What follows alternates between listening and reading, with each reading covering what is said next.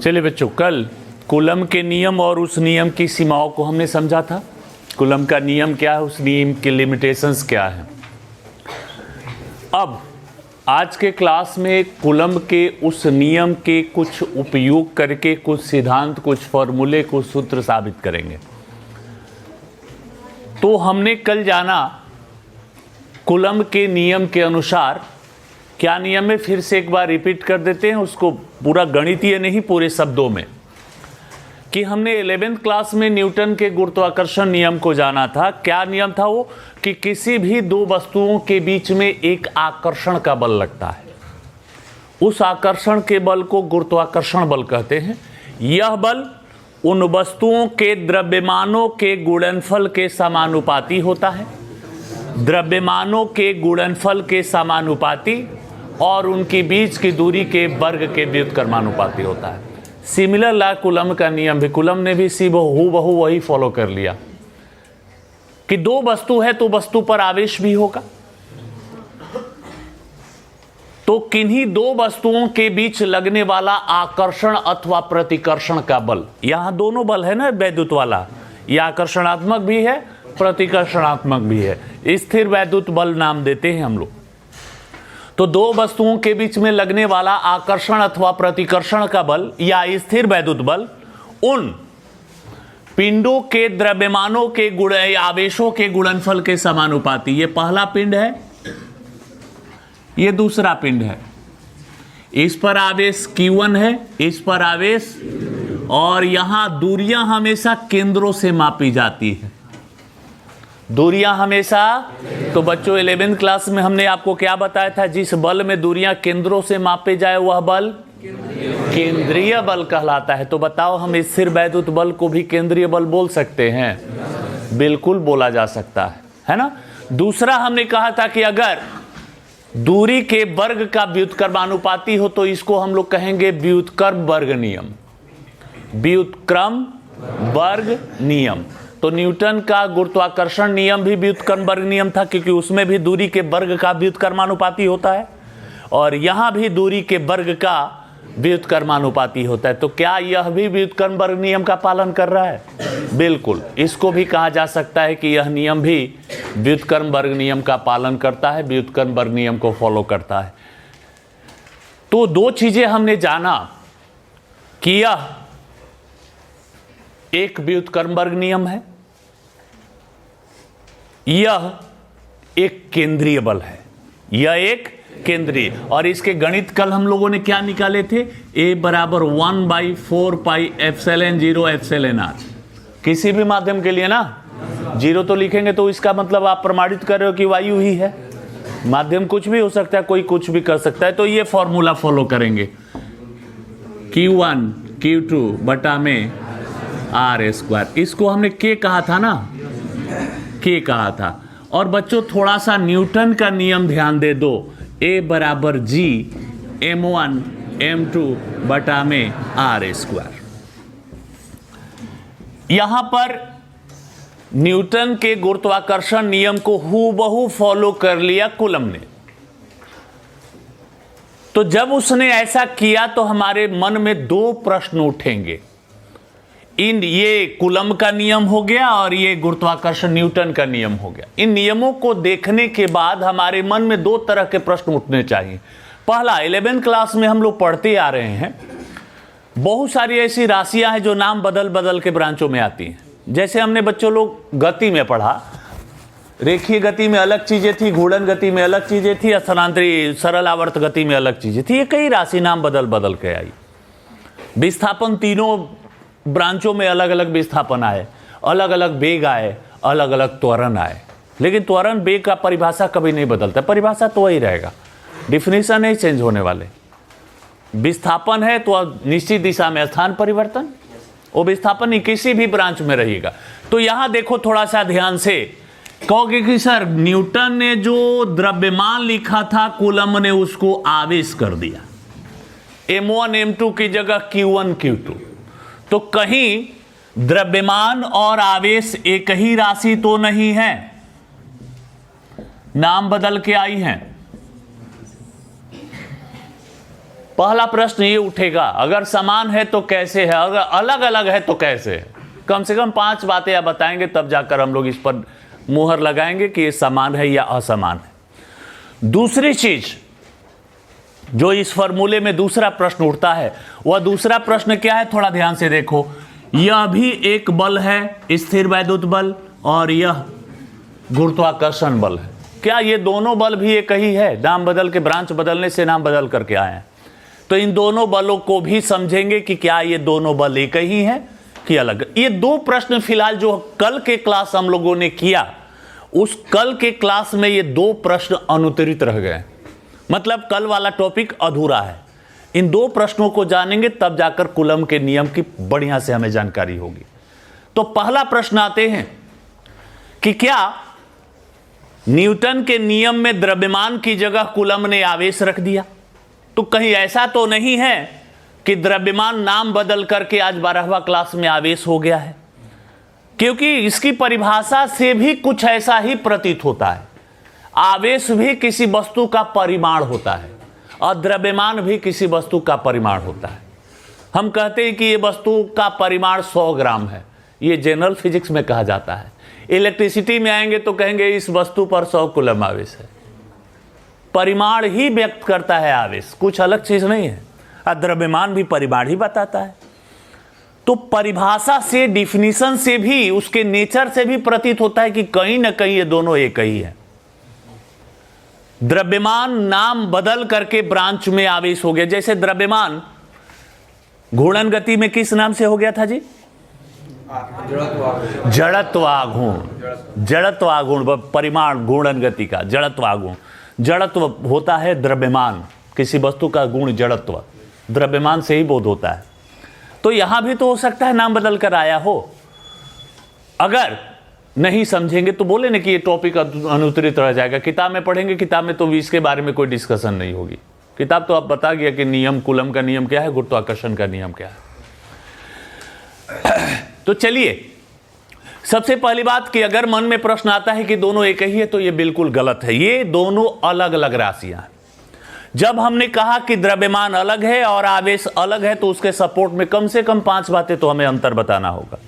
ये दोनों अलग अलग है तो इनमें अंतर भी है ना, तो कम से कम 5 अंतर हमें पता करना है, तब हम जाकर कहेंगे कि द्रव्यमान अलग राशि है, आवेश अलग राशि है। चलिए, पहला परिभाषा आ जाते हैं, डिफिनेशन दोनों का। द्रव्यमान क्या होता है बच्चों? द्रव्यमान, संधि विच्छेद करो, द्रव्य का मान, किसी वस्तु में द्रव्य का जो मान होता है। द्रव्य मतलब पदार्थ। ये टेबल है, इस टेबल में कितने द्रव्य हैं? तो लकड़ी है, कांटी भी है, लोहा भी है, सनमाइका भी है, प्लाईवुड भी है। प्लाईवुड अलग हो गया, ये आम का लकड़ी अलग हो गया। सबको हमने जोड़ा 20 किलो, सबको हमने, तो इसमें द्रव्य का मान कितना? तो इस वस्तु का द्रव्यमान, किसी वस्तु में द्रव्य की मात्रा को उस वस्तु का द्रव्यमान कहते है ना।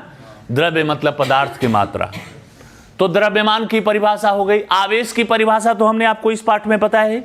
आवेश किसी वस्तु का वह गुण होता है जिसके किसी वस्तु पर आ जाने से वह वस्तु विद्युतमय हो जाती है, अर्थात उस वस्तु में विद्युत के कुछ प्रभाव नजर आने लगते हैं।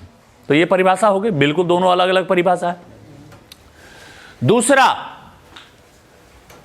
द्रव्यमान 11th क्लास में अगर हमने पढ़ा हो तो भौतिक राशियां को 2 ही भागों में बांटते हैं, मूल राशि और व्युत्पन्न राशि।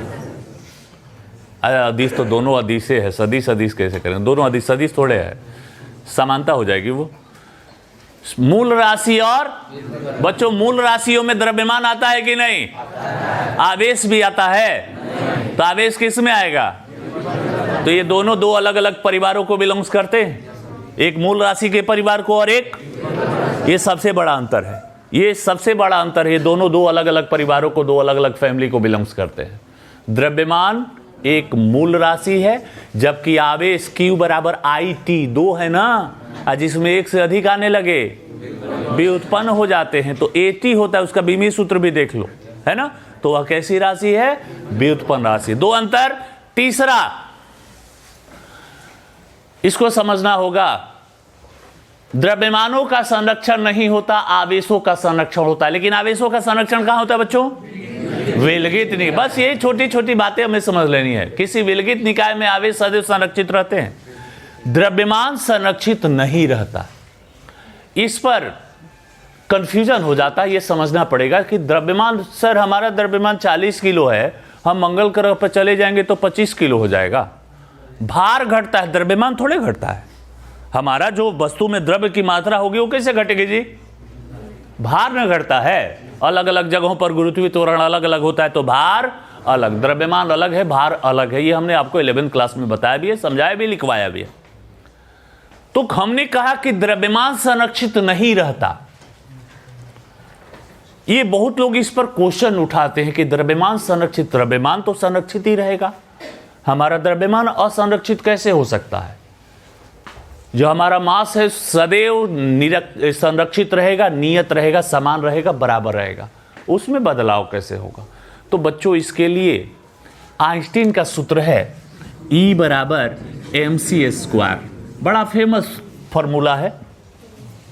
E है ऊर्जा, m है द्रव्यमान, m है, और c है प्रकाश का वेग। इस सूत्र में कौन क्या है ये समझना होगा। E मतलब एनर्जी, मास, और स्पीड ऑफ वेलोसिटी, आपका प्रकाश का जो स्पीड ऑफ लाइट, प्रकाश का जो वेग होता है, ध्यान देना। कितना होता है वेग? 3 × 10 ये तो मालूम है, 3 × 10⁸ मीटर पर सेकंड। तो सी का मान हमें मालूम है। एक्चुअली थोड़ा सा केमिस्ट्री में 2 लाइन हम लोग प्रवेश कर ले। नाभिक का द्रव्यमान हम लोग कैसे निकालते हैं? तो बताओ इस कमरे का द्रव्यमान कैसे निकलेगा? तो इस कमरे में जितने बच्चे बैठे हैं सभी बच्चों के अलग अलग द्रव्यमानों को जोड़ेंगे तो इस पूरे छात्र छात्राओं का, इस पूरे ग्रुप का द्रव्यमान निकल जाएगा। सही बात है ना? ऐसे ही नहीं करते हैं? तो बताओ नाभिक का द्रव्यमान कैसे निकालेंगे? हाँ, तो नाभिक में क्या क्या बैठे हैं? प्रोटॉन और न्यूट्रॉन। 10 प्रोटॉन है, और मान लो न्यूट्रॉनों की संख्या सीमित नहीं है कि कितनी होगी। प्रोटॉन और इलेक्ट्रॉन फिक्स है, बराबर रहेंगे, लेकिन न्यूट्रॉन घट बढ़ सकता। तो न्यूट्रॉन मान लो 8 न्यूट्रॉन है और 10 प्रोटॉन है, तो प्रोटॉन का द्रव्यमान और न्यूट्रॉन का द्रव्यमान मालूम होता है, तो हम उसको जोड़कर बता सकते हैं। लेकिन बच्चों जानते हो क्या होता है? जब आप जोड़िएगा, सपोज करिए जोड़ने के बाद हमारा आता है 10 मिलीग्राम, मान के चलिए, माइक्रोग्राम जो भी है, 10 मिलीग्राम। लेकिन जब किताब पलटते हैं तो उसमें 9.9 ग्राम मिलता है, जबकि हमने वास्तविक रूप से सिद्ध किया तो कितना आया? ये गलत प्रतीत होता है, क्योंकि हमने तो साबित किया 10 ग्राम होना चाहिए, है ना? लेकिन किताब देखते हैं तो कहता है कि 10 ग्राम नहीं होता है, 9.9 ग्राम। तो ये द्रव्यमान में कुछ क्षति प्रतीत होती है, कुछ कमी महसूस हो रही है ना? इसको द्रव्यमान क्षति कहते हैं, मास डिफेक्ट। नाभिक की द्रव्यमान क्षति कहते हैं। जब कभी नाभिक का निर्माण होता है, प्रोटॉन और न्यूट्रॉन मिलकर नाभिक की रचना करते हैं, तो इस प्रक्रिया में कुछ ऊर्जा मुक्त होती है। इस प्रक्रिया में नाभिक से कुछ ऊर्जा मुक्त होती है, और ऊर्जा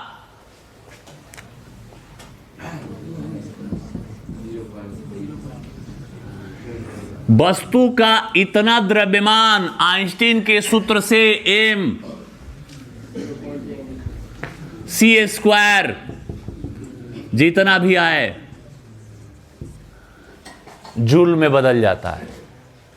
जब कभी प्रोटॉन और न्यूट्रॉन मिलकर नाभिक की रचना करते हैं तो इस प्रक्रिया में कुछ ऊर्जा मुक्त होती है, नाभिक से कुछ ऊर्जा निकलती है। और ये ऊर्जा कहां से निकलती है? तो जो 0.1 ग्राम द्रव्यमान था वह आइंस्टीन के अकॉर्डिंग किस में तब्दील हो गया? ऊर्जा में, और नाभिक से निकल गया। और नाभिक से, तो बताओ नाभिक में ऊर्जा की एक कमी हो गई ना? ऊर्जा की इस कमी को बच्चों कहते हैं बंधन ऊर्जा, बाइंडिंग एनर्जी। नाम सुना होगा आपने। इसी बंधन ऊर्जा के कारण न्यूक्लियन आपस में चिपके होते। न्यूक्लियन मतलब प्रोटॉन और न्यूट्रॉन, न्यूक्लियन आपस में बंधे रहते। अगर नाभिक को किसी बाह्य स्रोत से इतनी ऊर्जा मिल जाए तो नाभिक टूट जाएगा, न्यूक्लियन अलग अलग हो जाएंगे, है ना। तो दूसरी परिभाषा यह भी कहा जाता है कि किसी नाभिक के न्यूक्लियनों को परस्पर अलग अलग करने के लिए जो ऊर्जा की जरूरत होती है उसे नाभिक की बंधन ऊर्जा कहते हैं, है ना। ऊर्जा की कमी के कारण ही एक दूसरे से वहां बंधे हुए, चिपके हुए हैं।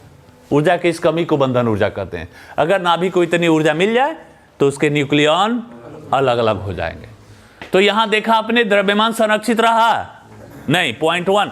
तो नियम होने चाहिए, हर जगह होने चाहिए, लेकिन द्रव्यमान तो ये हम अपने पर सोचते हैं तो कहते हैं सर द्रव्यमान तो संरक्षित है। लेकिन जब इस नाभिक की बात करते हैं, नाभिक तो बच्चों हर पदार्थ में है ना, परमाणु अणु हर हमारे अंदर भी है, ऐसा थोड़े कि हम लोग के अंदर नहीं है। नाभिक की रचना हर परमाणु में हो रही है, तो ये द्रव्यमान क्षति हर जगह प्रतीत होगी। आपका द्रव्यमान कभी संरक्षित नहीं हो सकता। लोग कहते हैं द्रव्यमान कैसे असंरक्षित रह सकता है, बिल्कुल उसकी पूरी व्याख्या समझिएगा तब बातें आकर समझ में आती है कि सर द्रव्यमान तो कभी संरक्षित नियत रह ही नहीं सकता। अब बात समझ में आया, दिमाग में ये बात बैठा कि अभी भी दिक्कत है। आवेश किसी विलगित निकाय में संरक्षित रहते हैं जबकि द्रव्यमान संरक्षित नहीं रहते, ये अंतर हो गया। अगला पॉइंट, मात्रक और बीमा चेक कर सकते हो। दोनों राशियों के मात्रक अलग हैं, बीमा अलग है। द्रव्यमान m बीमीय सूत्र और आवेश का AT अलग है, बीमीय सूत्र। द्रव्यमान किलोग्राम, आवेश कूलम, बीमीय सूत्र भी अलग है। अब आवेशों का क्वांटमीकरण होता है, द्रव्यमान का क्वांटमीकरण हमने अपनी भाषा में क्या बताया था बच्चों? इस वस्तु पर आवेश आएगा, मूल आवेश का पूर्ण गुणज। मूल आवेश कौन? इलेक्ट्रॉन। तो इस वस्तु पर आवेश आएगा 1 इलेक्ट्रॉन के बराबर, 2 इलेक्ट्रॉन के बराबर, 4 इलेक्ट्रॉन के बराबर, 500 इलेक्ट्रॉन के बराबर। क्वांटमीकरण कहता है कि इस पर आवेश नहीं आ सकता। कैसा? दशमलव में या भिन्न में। 1.5 इलेक्ट्रॉन के बराबर आवेश नहीं आ सकता है, 3.25 इलेक्ट्रॉन के बराबर, 4.25 इलेक्ट्रॉन के बराबर इस पर आवेश। और द्रव्यमान 1.5 किलो नहीं हो सकता है, तो द्रव्यमान का क्वांटमीकरण नहीं होता। द्रव्यमान तो कैसा भी हो सकता है, 1 किलो भी होगा, 1.5 किलो भी होगा, 3.25 किलो भी होगा। तो आवेशों का क्वांटमीकरण होता है और द्रव्यमान का क्वांटमीकरण नहीं होता। अगला अंतर, द्रव्यमान शून्य हो तो आवेश भी शून्य होगा, जबकि आवेश शून्य हो तो द्रव्यमान शून्य हो, यह कोई जरूरी नहीं है। द्रव्यमान शून्य है तो आवेश भी शून्य होगा, फिक्स है। लेकिन आवेश शून्य है तो द्रव्यमान भी 0 हो, यह जरूरी नहीं है। क्यों? बच्चा लोग, द्रव्यमान शून्य होने का मतलब क्या है? अर्थ वस्तु ही नहीं है। अरे भाई, नगण्य द्रव्यमान की कोई वस्तु होगी? वस्तु है तो उसका तो कुछ द्रव्यमान भी होगा। अब वस्तु होगी तब न वस्तु पर आवेश आएगा, मतलब द्रव्यमान होगा, इसका कुछ द्रव्यमान है तभी तो इस पर आवेश आएगा। अगर इसका द्रव्यमान नहीं है तो आवेश आएगा कहां? आवेश किस पर आता है? द्रव्यमान पर। तो द्रव्यमान शून्य है तो आवेश हमेशा 0 होगा। कोई दिक्कत? और देखो, इस पर कोई आवेश नहीं है ना बच्चे, कोई आवेश नहीं है इस पर, लेकिन इसका द्रव्यमान नहीं है। इस पर कोई, ये तो अनावेश, कोई भी वस्तु सामान्य अवस्था में उदासीन होती है। क्यों होती है? क्योंकि उसमें प्रोटॉनों की संख्या और इलेक्ट्रॉनों की संख्या बराबर होती है, तो ये तो उदासीन है, इस पर तो कोई आवेश ही नहीं है। लेकिन इसका द्रव्यमान है, तो ये अगला अंतर हो जाएगा। अब बताओ, इन अंतर 5-6 अंतर हमने जाना, इन अंतरों के आधार पर अब हम कह सकते हैं ना कि द्रव्यमान अलग राशि है, आवेश अलग राशि है। अब कोई कंफ्यूजन नहीं होने चाहिए। ऐसा नहीं कि ब्रांच बदलने से द्रव्यमान नाम बदल करके आवेश हो गया है, नहीं, ऐसा बिल्कुल नहीं है। नाम नहीं बदला है, ये दोनों बिल्कुल अलग अलग राशियां हैं। पहला अंतर ये कल के क्लास का। दूसरा, इन बलों की तुलना करते हैं। कूलम्ब का बल, न्यूटन का बल। नाम दीजिएगा तो स्थिर वैद्युत बल, गुरुत्वाकर्षण बल। सरल भाषा में लोग कहते हैं कूलम्ब का बल क्या है, इसी को कहते हैं स्थिर वैद्युत बल, और न्यूटन का बल मतलब गुरुत्वाकर्षण बल। तो इन दोनों बलों की तुलना भी करनी है बच्चों। इन दोनों बलों में कुछ समानताएं भी हैं आज दो समानता बताए, ये केंद्रीय बल भी है और व्युत्क्रमण नियम का पालन भी करता है ना। तो दो समानताएं तो यही हो गई। पहले अंतर जान लेते हैं, अंतर क्या है इन दोनों बलों में। तो बताओ, न्यूटन का जो गुरुत्व आकर्षण बल है वह केवल आकर्षण का बल है, उसमें प्रतिकर्षण नहीं होता। और जो हमने कूलम वाले बल में जाना, इसमें आकर्षण भी होता है। आकर्षण कब होता है बच्चों? जब विजातीय आवेश रहे, और प्रतिकर्षण जब सजातीय आवेश रहे। अब बातें समझ में आ रही है? तो एक तो अंतर ये हो गया। दूसरा अंतर,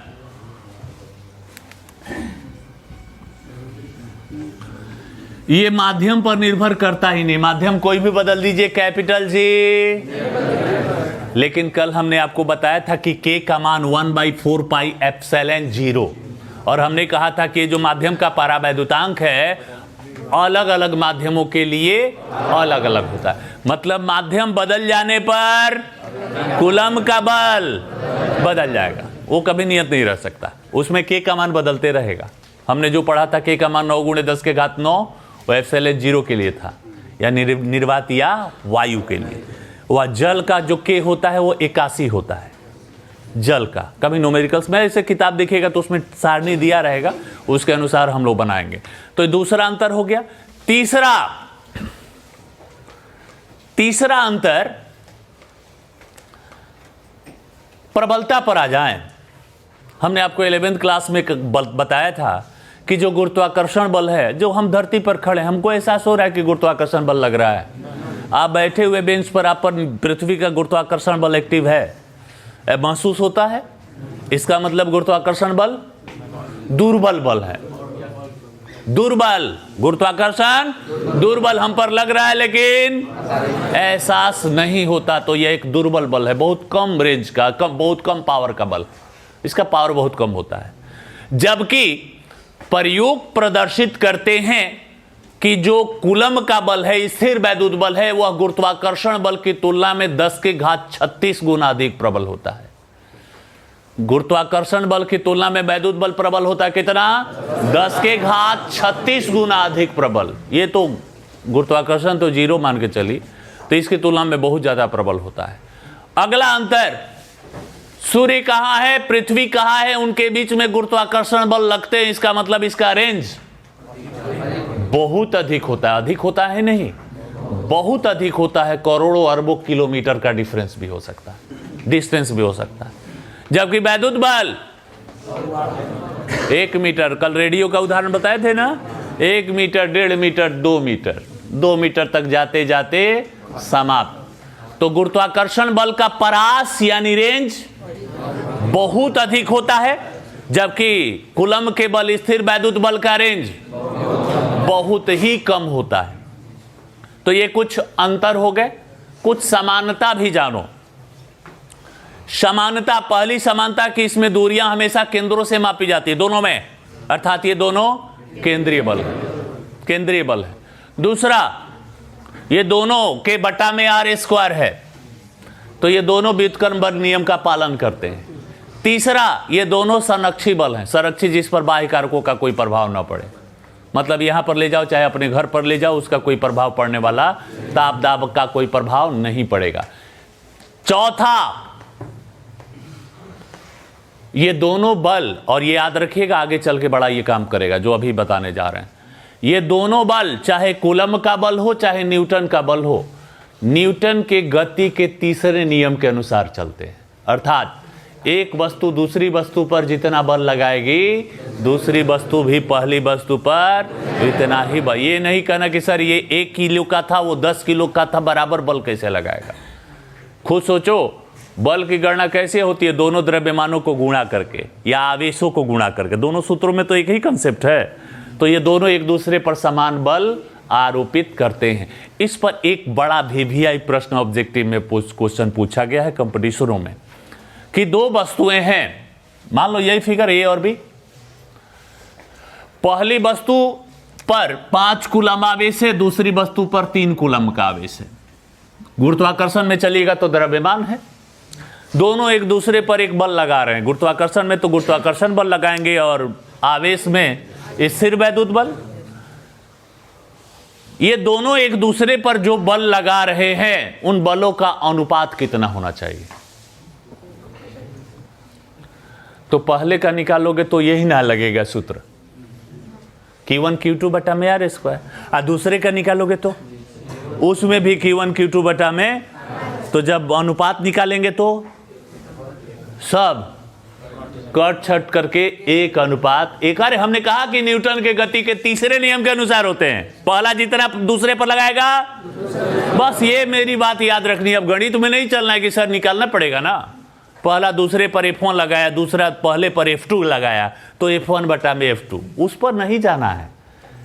बात याद रखिए, ये दोनों बल न्यूटन के गति के तीसरे नियम के अनुसार लगते हैं, अर्थात पहला दूसरे पर जितना बल लगाएगा दूसरा भी पहले पर उतना ही बल लगाएगा, तब दोनों बलों का अनुपात क्या होगा, 1:1। तो उसमें गणित में नहीं जाना है, ये केवल कंसेप्ट बताया गया। कंसेप्ट इसीलिए बताया जाता है समय आने पर हम उसका इस्तेमाल करें। Doubt clear?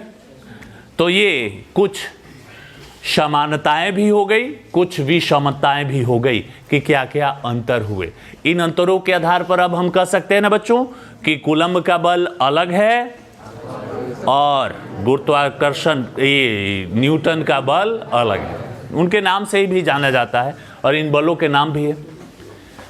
तो ये टॉपिक हम लोग के कंप्लीट होते हैं। अब आ जाते हैं अगले टॉपिक की तरफ हम लोग, विद्युत क्षेत्र।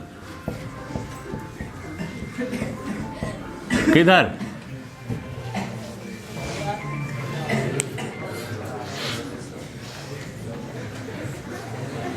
यहां भरतनाट्यम करा देंगे, सुबह सुबह बच्चों को मनोरंजन हो जाएगा, है ना? करवा दे उसी रिंगटोन पे। तो मोबाइल जब बाईपास से उतरो ना, मोबाइल कंट्रोल कर लो। आज के डेट में आपकी पढ़ाई बाधित होने में पहला शख्स यही है।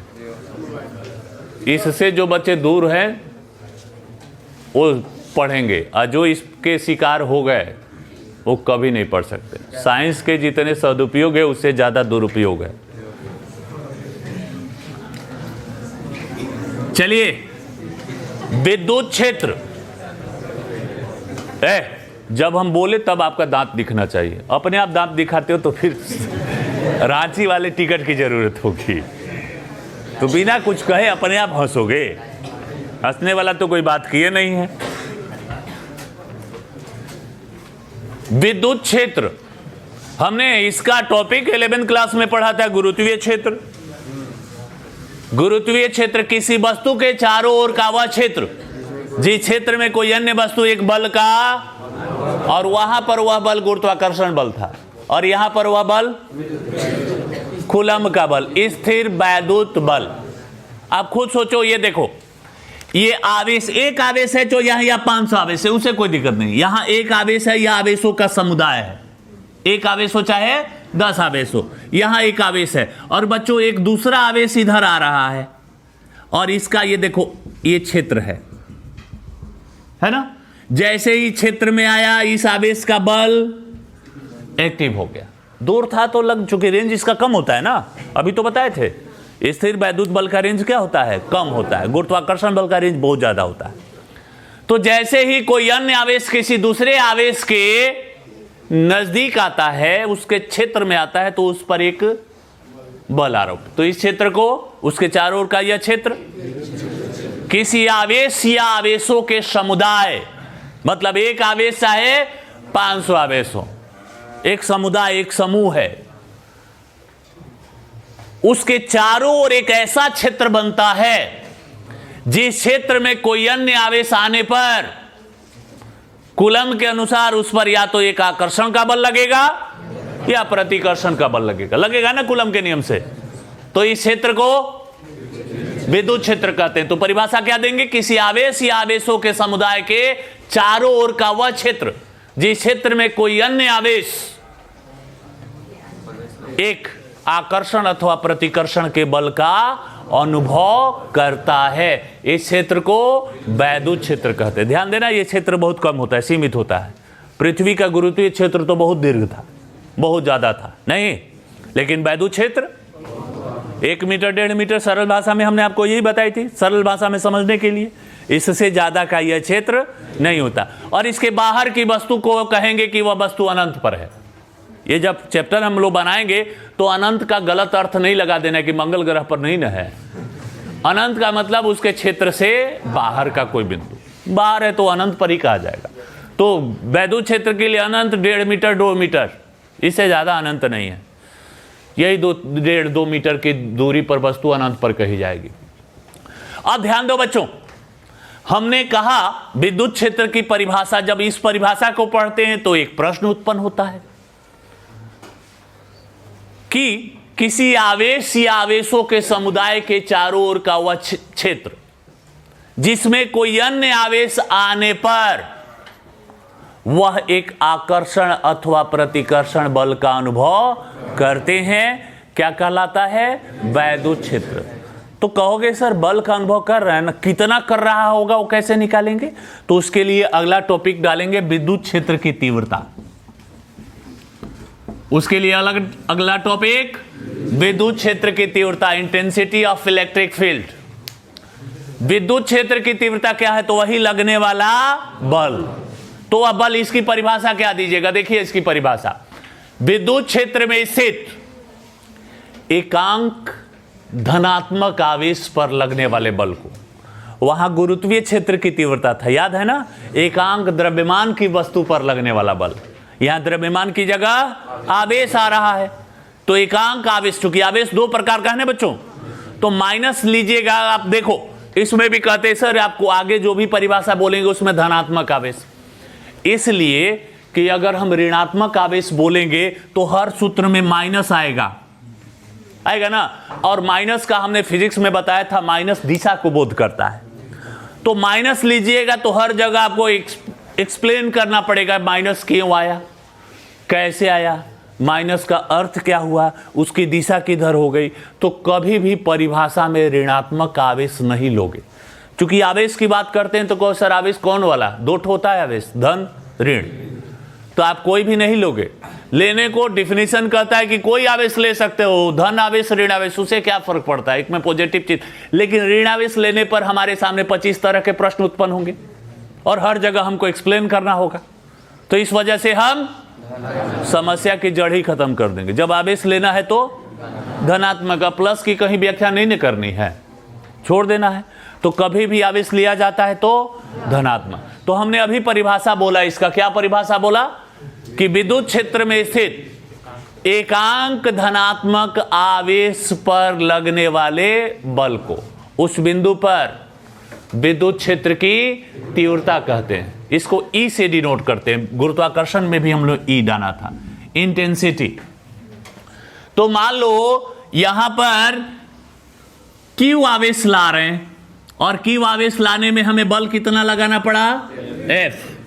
कहता एकांक आवेश को लाने में लगाया गया बल। तो बताओ क्यू आवेश पर लाने में बल एफ, तो एक वाले पर एफ बाई क्यू, क्यू पर लगने वाला बल एफ, तो एकांक पर। यही विद्युत क्षेत्र की तीव्रता की परिभाषा होगी। सूत्र होगा, व्यंजक होगा, मात्रक होगा, बीमा होगा, यहां से निकाल सकते हैं। तो विद्युत क्षेत्र की तीव्रता क्या है? अभी हमने विद्युत क्षेत्र में क्या जाना?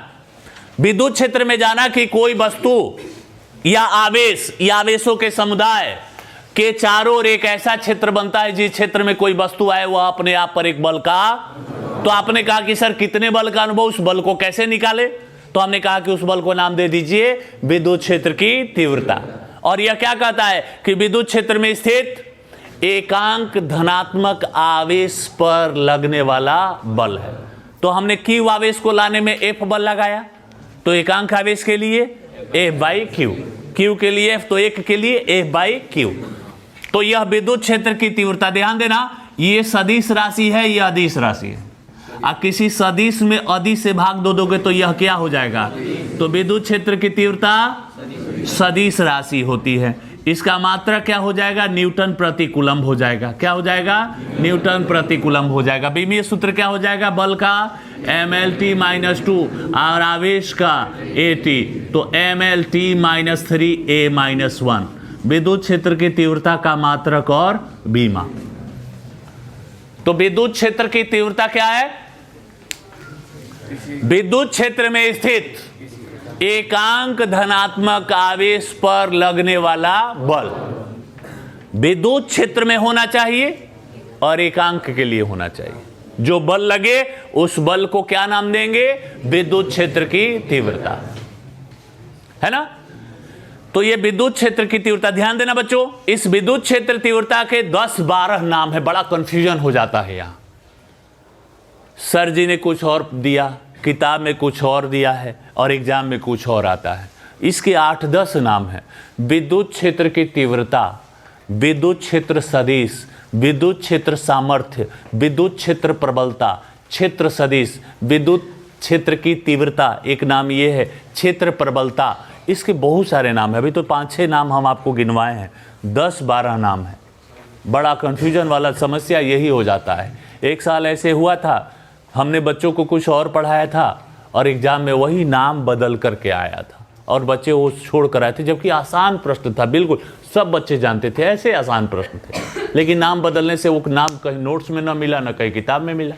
जब बच्चों को बताया गया था ये तो इसी को कहते हैं ना, कहते वो सर इतना आसान था, छूट गया। तो ऐसे होते हैं। हिंदी में बड़ा समस्या होता है। इंग्लिश में चलते हैं तो वहाँ तो एक ही मिलेंगे, 10 नहीं मिलेंगे वहाँ। तो ये हो गया आपका विद्युत क्षेत्र की तीव्रता। अब इसमें एक और टॉपिक आता है, इसी में विद्युत क्षेत्र की तीव्रता में ही एक अलग से आपसे टॉपिक पूछा जाएगा। बिंदुवत आवेश के कारण कुछ दूरी पर विद्युत क्षेत्र की तीव्रता। मतलब यहां सरल भाषा में ऐसे समझिए, यहां पर एक आवेश है Q और ये इसका वैद्युत क्षेत्र, यहां पूरा ये वैद्युत क्षेत्र है इसका। एक बिंदु यहां है, R दूरी पर है, O से R दूरी पर यह बिंदु P है जहां पर हमें तीव्रता का मान, इस आवेश के कारण। तो हमने पढ़ा ना बच्चों कि आवेश है तो उस आवेश के चारों ओर एक विद्युत क्षेत्र बना हुआ है। तो इस बिंदु पर तो विद्युत क्षेत्र है ही, कितनी, हर बिंदु पर एक ही होगा। थोड़ा सा ध्यान दो, जैसे जैसे दूर होते जा रहे हैं क्षेत्र कमजोर होते जा रहा है, बल कम होते जा रहा है। अरे E बराबर F/Q आया ना, तो F देखो, F यही से ना निकलेगा, स्थिर वैद्युत बल। और F क्या कहता है कि दूरी बढ़ाओगे तो हम घटेंगे, दूरी बढ़ाओगे तो हम कम होते जाएंगे। तो ये देखो R, हमने R दूरी ले लिया। अब मान लो यहां पर 1 सेकेंड के लिए, मान लो 1 सेकेंड के लिए एक परीक्षण आवेश, परीक्षण मतलब कल्पना किया, हमने कल्पना किया, सपोज कर लिया कि एक आवेश है Q0, एक आवेश यहां पर कल्पना करते, ध्यान देना दिया नहीं है, हमने 2 सेकेंड के लिए अपने कैलकुलेशन के लिए माना है, आंसर में नहीं आना चाहिए। तो बताओ इन दोनों आवेशों के बीच में एक बल लगेगा, कौन सा बल लगेगा? Q0 बटा में, तो बिंदु P पर तीव्रता कितनी हो जाएगी? E बराबर, बिंदु P पर तीव्रता, तो E बराबर क्या होता है? F बटा Q। तो यहां तो Q0 है ना, बिंदु P पर तो Q0 है और F का मान निकाल चुके हैं, कितना? अरे वायु, ये मत सोचना कि एप्सिलॉन R लगा दीजिए, जनरली 90% क्वेश्चन में वायु ही रहता है, तो हम एप्सिलॉन 0 वाला ही फॉर्मूला हर जगह इस्तेमाल करते हैं। कहीं स्पेशल आता है तो वहां एप्सिलॉन R लगाएंगे। तो F का मान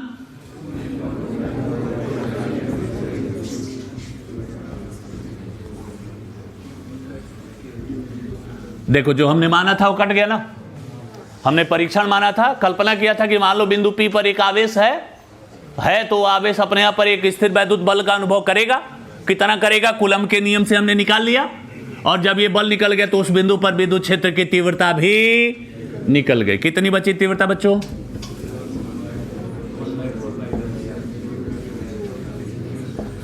तो देखो हमारे पास आवेश है और कितनी दूरी पर है ना। तो 2 चीजें, तीव्रता निकालने का 2 सूत्र हो गया। कौन कहां इस्तेमाल करेंगे अब ये सीखिए। विद्युत क्षेत्र की तीव्रता निकालने के लिए हमारे पास 2 सूत्र हो गए। एक सूत्र ये हो गया, E बराबर F/Q। ये कब होगा? ऑन द पॉइंट, जिस बिंदु पर आवेश है उसी बिंदु पर तीव्रता निकालना है। यहां आवेश है और इसी बिंदु पर तीव्रता निकालना है।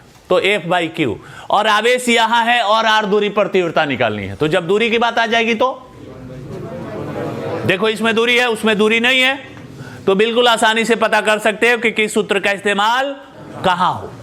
सही बात है। तो इसका ध्यान रखना, इस पूरे चैप्टर में सबसे ज्यादा अब इससे ये निकला, अब इससे कुछ और फॉर्मूले निकलेंगे। ये बड़ा इंपॉर्टेंट फॉर्मूला हो गया Q बटा में R स्क्वायर। इसको जस का तस रहने देंगे कि यह K का मान 9 गुणे 10 के घात 9 होता है, फिक्स है ना। इसको कहीं कटाते नहीं है, क्योंकि एक्यूरेट गुणा भाग हमारा बहुत सरल रहेगा। कटा दोगे तो गुणा भाग भारी हो जाएगा। कभी नहीं कटाते, कटने वाली कोई राशि भी आ जाए ना तो नहीं कटाते, कटा देंगे तो हमको ज्यादा गुणा भाग करना पड़ेगा। तो ये हो गया विद्युत क्षेत्र की तीव्रता। अब देखो बच्चों, विद्युत क्षेत्र की तीव्रता शॉर्टकट में इसको अब विद्युत क्षेत्र कहेंगे। अब कहना कि सर विद्युत क्षेत्र तो वह एरिया ना होता है, उस एरिया की तीव्रता को आप विद्युत क्षेत्र की तीव्रता कहिएगा, लेकिन सरल भाषा में बोले ना कि इसके 8-10 नाम है। तो विद्युत क्षेत्र की तीव्रता का शॉर्टकट नाम विद्युत क्षेत्र इतना है। इन क्वेश्चन में यही लिखा रहेगा, शुद्ध जाइएगा तो विद्युत क्षेत्र की तीव्रता का मान इतना है, ये लिखा है। लेकिन शॉर्टकट में इसको विद्युत क्षेत्र, जबकि क्षेत्र पूरा एरिया का नाम है, वो कोई क्वांटिटी का नाम, कोई भौतिक राशि का नाम नहीं है। उस क्षेत्र का नाम विद्युत क्षेत्र कहते हैं, और उस क्षेत्र में जो तीव्रता होती है वो ना भौतिक राशि है, उसका मात्रक बीमा होगा। लेकिन शॉर्टकट में इसको भी हम लोग विद्युत क्षेत्र इतना है यही लिखा जाता है। शुद्ध नाम जाइएगा तो विद्युत क्षेत्र की तीव्रता। अब ये सदिश है कि अदिश? सदिश। अभी बताए थे F by Q, F by Q. F सदिश है तो E भी सदिश हो जाएगा। ये सदिश है तो इसकी दिशा किधर हो, विद्युत क्षेत्र तीव्रता की दिशा कहां हो, किधर हो, कैसे निकाले, इसके लिए अब हम अगला टॉपिक जानेंगे। विद्युत क्षेत्र तीव्रता की दिशा किधर होनी चाहिए। सदिश है तो इसकी एक निश्चित दिशा होगी, सदिश है तो इसकी एक ही निश्चित दिशा होगी। वो दिशा किधर हो, टू बी कंटिन्यूड, कल जानेंगे।